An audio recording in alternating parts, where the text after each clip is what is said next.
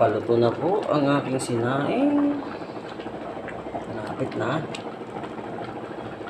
Lapit na. Ang aking ulam po, mga lods, ay yan.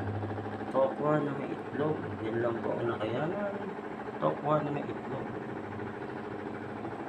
Tipid po tayo kasi kailangan magtipid kasi deliver pa lang tayo sa duty.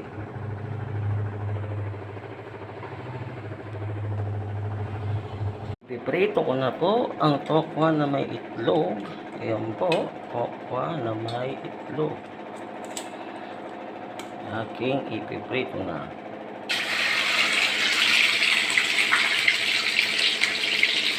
Tokwa na may itlog lang po ang aking ulam ngayong araw na to.